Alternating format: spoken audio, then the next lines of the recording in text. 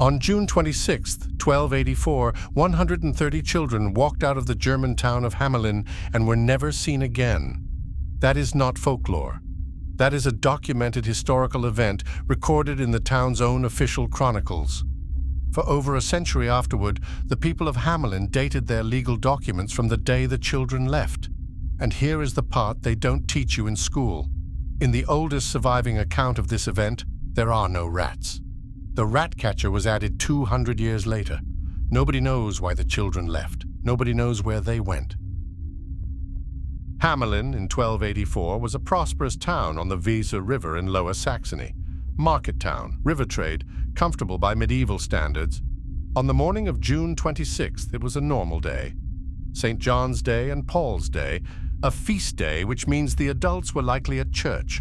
The children were outside. And then something happened that the town's own records describe only as the children departed. All of them. 130. Gone. The historical evidence is unusually strong for a medieval event. A stained glass window was installed in the Marktkirche, the market church, around the year 1300, just 16 years after the event. It depicted a pied figure leading a group of children. It was destroyed in 1660, but had been carefully described in writing beforehand. The earliest text referencing the event appears in a 14th century manuscript. The Hamelin Town Chronicle, the Lüneburg manuscript, and at least 5 other independent sources all confirm the same date and the same basic fact. 130 children vanished. The oldest versions of this story contain no rats. None. The first mention of a rat plague appears in a written account from around 1559, nearly 300 years after the children disappeared. Before that, the story was simply this. A strange figure came to Hamelin, played music, and the children followed him out of town and were never found.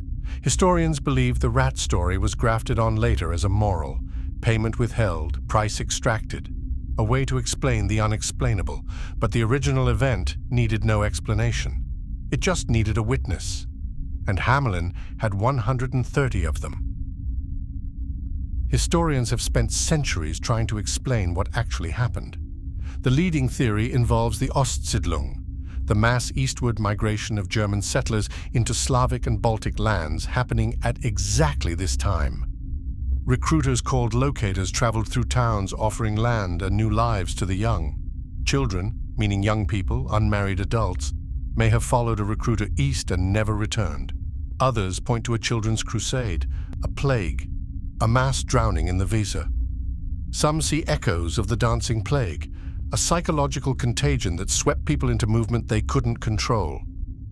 None of these theories explains why the town sealed the story in official records and marked the date for 100 years.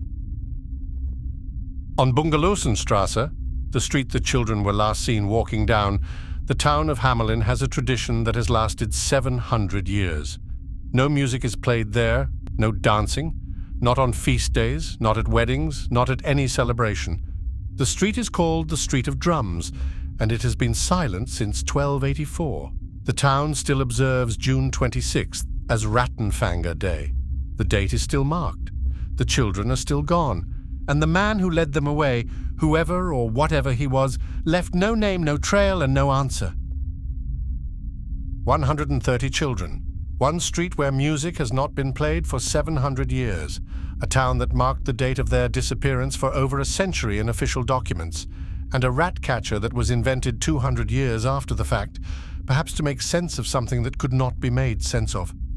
The story of the Pied Piper is not a fairy tale. It is a record of something that happened, stripped of its explanation and dressed in legend because the truth was worse, no one knows.